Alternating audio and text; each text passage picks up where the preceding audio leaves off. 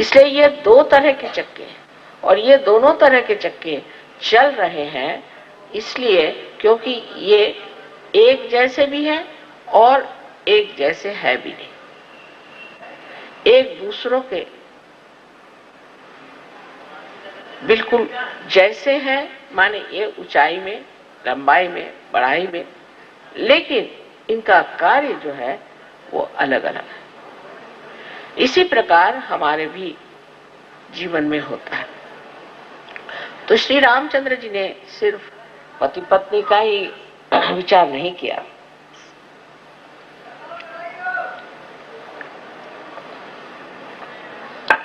बच्चों का और अपने कुटुंब व्यवस्था का ही विचार नहीं, अपने भाई बहन, माँ बाप सबका विचार रखा, जैसे एक मनुष्य को होना चाहिए। और उसके बाद उन्होंने समाज का भी विचार रखा, जन का विचार रखा, देश का विचार रखा, राज्य का विचार रखा। जैसे कि एक मनुष्य की सारी ही गतिविधियां होती हैं, वो सारी गतिविधियों में उन्होंने दिखाया कि मनुष्य को किस तरह से होना चाहिए। जो मनुष्य अपने पत्नी को इतना प्यार करता था और जो जानता था कि वो असंपूर्णतया शुद्ध है, उसको उन्होंने त्याग दिया। आजकल तो पत्नी के नाम ये बनाओ, पत्नी को वो चाहिए, पत्नी को ये करना है और ये बनाना है, और कर कहा जाए कि एक गरीब को थोड़ा सा 2 पैसा नहीं देगा, नहीं तो अपने बच्चों को दो, नहीं तो नेव्यूज को दो, तो ये करो। मतलब राजकीय लोगों की बीमारी है।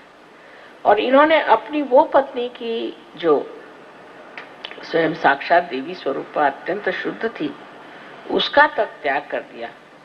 तब फिर हमें सोचना चाहिए कि हमारे जो ममत्व है और रिश्तेदारी है कि ये मेरा घर, ये।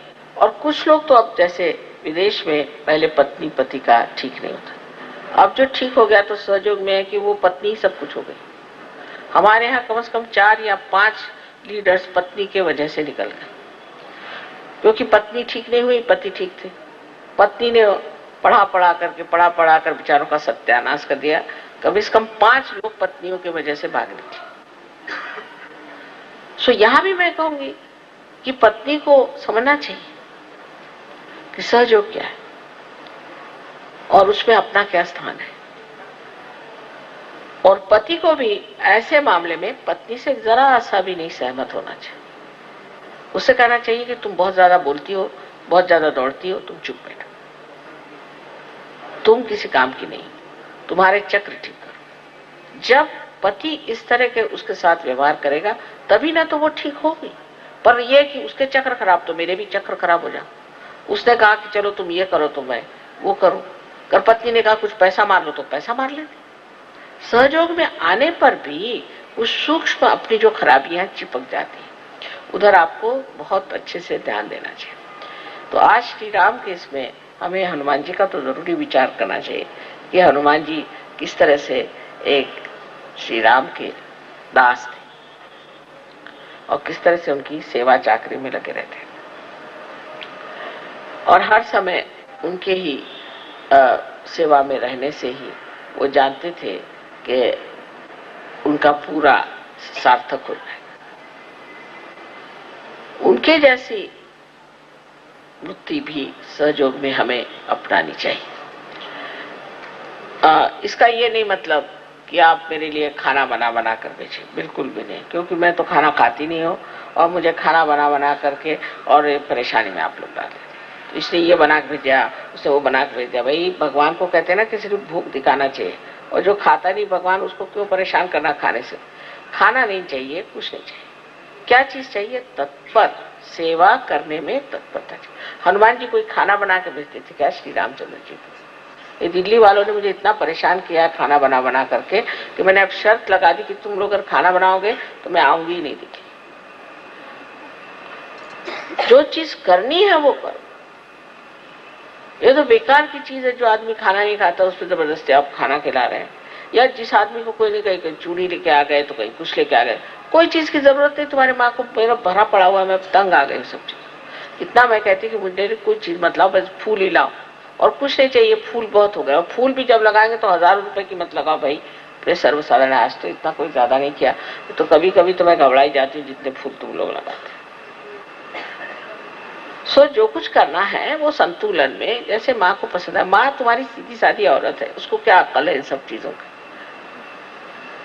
तो खास करके अब ये कहना है कि आपको हनुमान जी से सीखना है कि वो सेवा में तत्पर। सेवा में तत्परता क्या हो? अब मेरी तो कोई ऐसी खास सेवा नहीं है, क्योंकि अट्टी कट्टी हूं मैं, मुझे कुछ जरूरत नहीं खास सेवा की।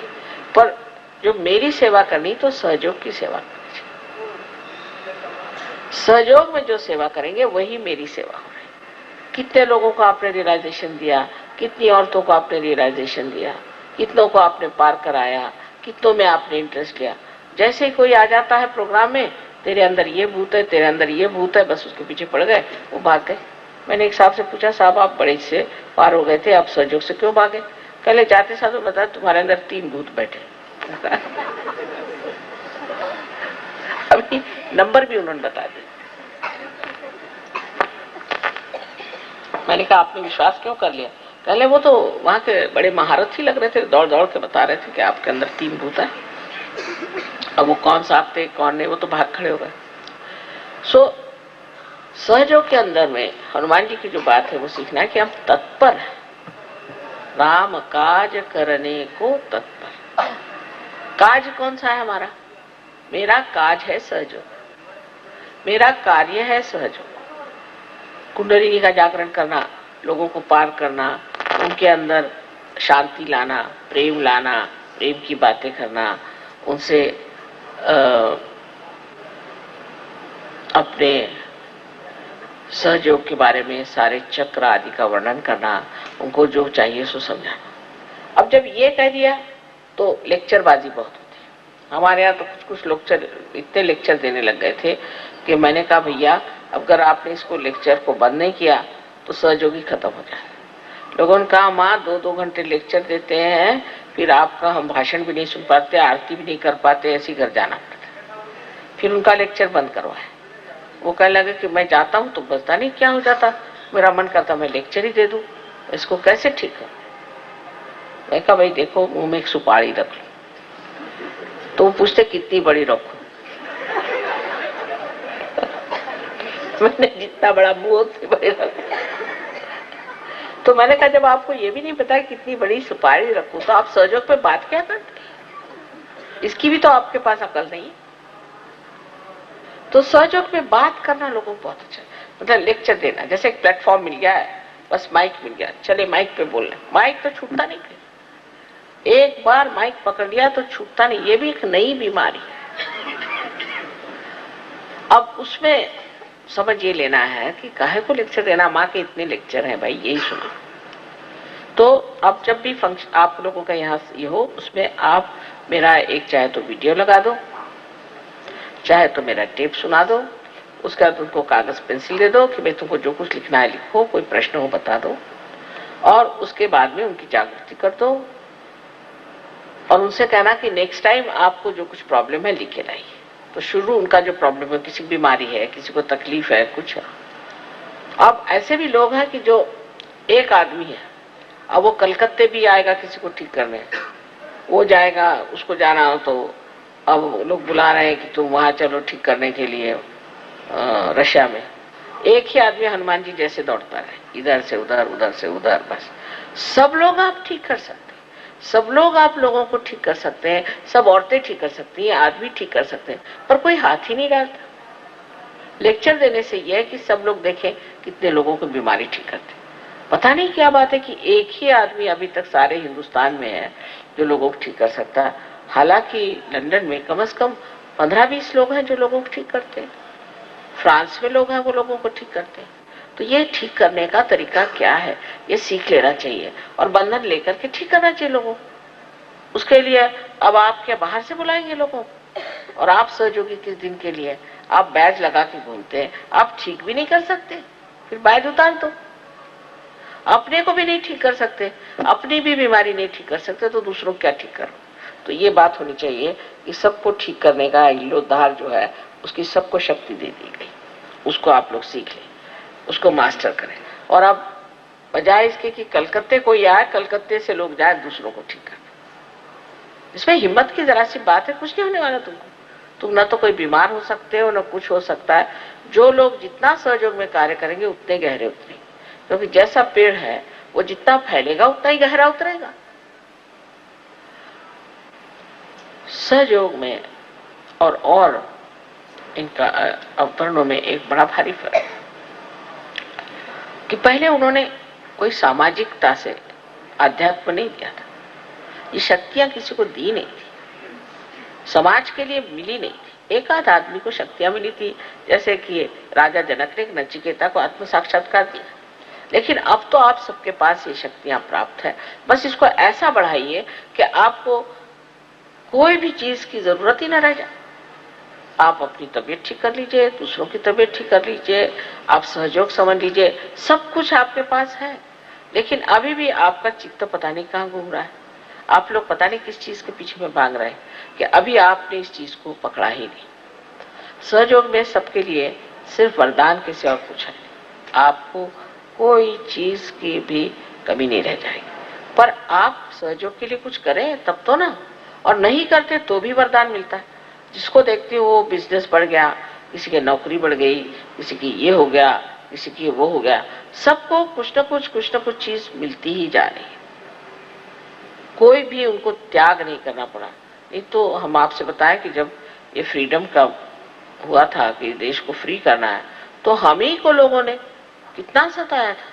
बर्फ पे लिटाया, इलेक्ट्रिक के शॉक दिए, हमारे पिताजी जेल में गए कितने बार, माँ जेल में गई, हम लोगों के घर बिक गए, हम लोग झोपड़ियों में रहने लग गए, मोटरें बिक गई, कितना सैक्रिफाइस किया। अरे वैसा तो कुछ करना ही नहीं है आपको। पर सब लेना ही लेना नहीं होना चाहिए, देना भी होना चाहिए। अगर एक दरवाजा खुला है तो दूसरा दरवाजा भी खोलना चाहिए। एक ही दरवाजा खोलने से नहीं होता। सब बताएंगे माँ मेरा ये भला हो गया, मेरा वो भला हो गया। तुमने किसका भला किया?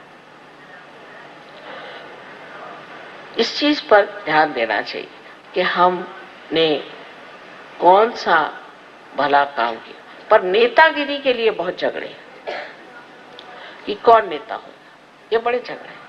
सब बना बनाया स्टेज है, आप नेता पे आपको जान लेना चाहिए कि ये सब माँ का खेल है। किस दिन आप नीचे गिर जाएंगे वहां से आपको पता होना चाहिए। खासकर औरतों को तो बिल्कुल ऐसे चक्कर में आना ही नहीं चाहिए। उनको फौरन ऊपर से नीचे गिरना पड़ेगा। और आदमियों को भी समझ लेना चाहिए कि इसमें नेता वेता कोई है नहीं, ये सब माँ ने बनाया हुआ खेल है। और इस चक्कर में आना ही नहीं। मैंने कह दिया अच्छा चलो लीडर्स आ गया, काय के लीडर्स और काय करके सब एक खेल बनाया माँ ने। इसमें लीडर्स वीडर्स कोई नहीं है। सिर्फ यह है कि देखा जा रहा है कि आप कितना तौल सकते हो। अगर आपके अहंकार चढ़ गया तो गए आप, वो फौरन दिखाई देगा। सहयोग में कोई चीज छिपती नहीं, सब चीज सामने आ जाती। मैं कुछ कहूं या ना कहूं, वो अपने आप मुंह पे काला लगा के उतर आते अपने आप। हम लीडर है, देखा क्या कल मुंह में काला लगा लिया, भाई क्यों? कल हमने ये खराब काम कर। तो लीडर पे और जिम्मेदारी आ जाती है कि हम और अच्छे और नम्र और मीठे और प्यारे बन जाए, और सबको मिला के सबकी पूछ करके सबके से चले। अब ये सब चीजें आज रामचंद्र जी के विशेष दिवस पर हमें मानना चाहिए कि उन्होंने जो कुछ भी जीवन में करके दिखाया, उसका कुछ भी अंश हम करके दिखाया तो माँ के जीवन को भी चार चांद लग जाएंगे। उन्होंने इतने दिन वनवास किया, वनवास में रहे, जंगलों में बगैर कुछ पहने हुए घूमे फिरे, कितनी मेहनत करी, और सिर्फ अपने पिता की आज्ञा मानने के लिए उन्होंने कार्य किया। अब मेरी आज्ञा मानने के लिए आप लोग सिर्फ कोई वनवास जाने की जरूरत नहीं, आपको नंगे पैर घूमने की जरूरत नहीं, भूखे रहने की जरूरत नहीं, कुछ नहीं करने की जरूरत, सब व्यवस्था है।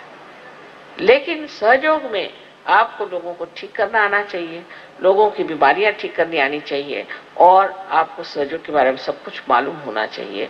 और सबसे बड़ी जाननी चाहिए चीज कि सहयोग ये प्रेम है, ये प्रेम की शक्ति जो कार्य कराती और कोई नहीं, और उसी से सब लोगों का भला हो सकता है। ये कोई एक आदमी के लिए नहीं है, एक विशेष लोगों के लिए नहीं है, ये कोई एक देश के लिए नहीं है, ये है सारे विश्व के लिए। तो एक ये भी देखना चाहिए कि हमारा चित्त कैसा है, कहाँ जाता है। बार बार करके हमारा चित्त जाता है, उसको चित्त को निरोध करना चाहिए, रोकना चाहिए।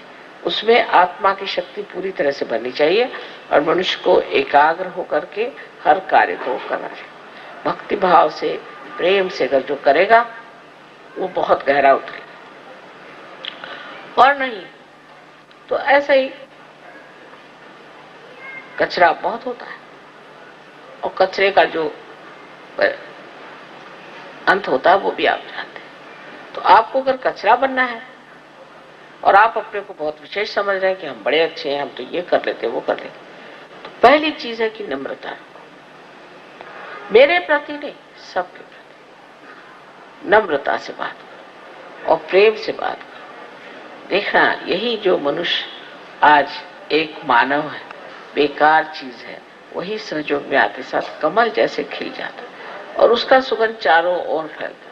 लोग मुझे आके फौरन बता देते, माँ ये आदमी है ना, कमाल का, ये बस ऐसे आदमी। ऐसे ही आप लोग सब काम करें तो मर्यादा पुरुषोत्तम के लिए जैसे लोग कहते कि कमाल के, ऐसे आपके लिए भी कहेंगे।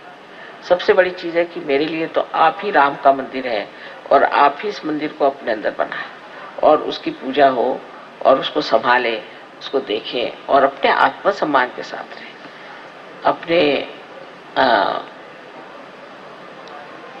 आत्म साक्षात्कार का पूरा फायदा भी उठा रहे हैं और उसी के साथ उसकी पूरी इज्जत और उसके प्रति भक्ति होनी चाहिए कि अब हम आत्म साक्षात्कारी, हम ऐसे कैसे कर सकते, हम योगी हैं, हम नहीं कर सकते, हमसे नहीं हो सकता, ये गलत काम। और आप देखिए कि एकदम आशीर्वाद उसी के साथ आ जाए, एकदम उसी वक्त। ये तो रोकड़ा देवी नाम रखा है लोगों ने मेरा कि मां हमने बस तय कर लिया और फौरन उसका आ गया। इतना इसका परिणाम, इसका लाभ सबको हो रहा है। सिर्फ उस लाभ के अनुसार आप भी दुनिया को लाभ दें। जैसे कि श्री राम ने अपनी सारी शक्तियां इसमें लगा दी कि जन का हित हो। एक आदर्श पुरुष की एक मूर्ति बन जाए जिसको लोग देखें। जिस वक्त ये हमारे अंदर घटित हो जाएगा, आपको आश्चर्य होगा कि आप सब के सब कहां से कहां पहुंच जाएंगे। आपके अंदर कोई बीमारियां नहीं रहनी चाहिए, सब बीमारियां चली जानी चाहिए। उसको साफ कर दीजिए। जो आपकी आदतें हैं उसको आप बदल दीजिए। जो जरूरत है वो खाइए, जो जरूरत है उतना बोलिए। सबको आप देख ले रहे हैं और इसके लिए अपने अंदर आप मनस, जिसको कहते हैं कि इंट्रोस्पेक्शन, अपने और देखना, अपने और देखना, अंतर निरीक्षण, जिसको कि देखते रहना, क्या करा मैं, कि ये क्यों करा मैं, वो क्यों करा, मुझे क्या करने की जरूरत है, इसकी कोई जरूरत नहीं, मैं सच हूं, मैं ऐसा क्यों करा, मेरा ये कहां जा रहा दिमाग, रुक जाओ। पूरी समय इस तरह से करने से ही आप ध्यान में हो जाए और स्वयं आपकी कुंडलिनी इससे बहुत संतुष्ट होकर और आपको ऐसा आनंद प्रदान करे कि आप कहेंगे माँ ये क्या मिल गया हमको। लेकिन जब आप इसमें फिसल पड़िएगा फिर आप जानिएगा ये चीज क्या है। बस इसमें फिसल पड़ना है, तभी तक की थोड़ी बहुत मेहनत है। आज मैंने कहा था कि रामचंद्र जी का तो 12 बजे जन्म हुआ था, तो आराम से ही पूजा होने दो और ठीक हो रहा है। इसमें रामचंद्र जी की पूजा में तो कोई खास काम नहीं है और बहुत लंबी चौड़ी पूजा भी नहीं है, लेकिन इसमें समझने की जरूर बात है क्योंकि वो मनुष्य स्वरूप थे और मनुष्य स्वरूप जो है वो अपने अंदर जो मनुष्यता है, जिससे हम चीज को समझते हैं, इससे हमारे बुद्धि में, हमारे जिज्ञासा में और हमारे विचारों में परिवर्तन आ जाए, वो चीज श्री राम है। उन्हीं के माध्यम से हमारे विचार बदल सकते हैं, उन्हीं के माध्यम से हमारा स्वभाव बदल सकता है, क्योंकि हमारे लिए एक वो आदर्श है। उनके आदर्श तक पहुंचने के बाद ही दूसरे आप आदर्शों तक पहुंच सकते हैं, क्योंकि वो मनुष्य का आदर्श है। कितनी बड़ी चीज है कि परमात्मा मनुष्य बनकर इस संसार में आए कि इनके लिए हम आदर्श बन जाए और सब विपत्तियां उठाई, सब आफतें उठाई, दिखाने के लिए कि कोई सी भी विपत्ति और आफत आती है मनुष्य को अपना धर्म नहीं छोड़ना चाहिए, विश्व धर्म नहीं छोड़ना चाहिए और अपना योग है उसमें बने रहना चाहिए। आप सबको हमारा अनंत आशीर्वाद।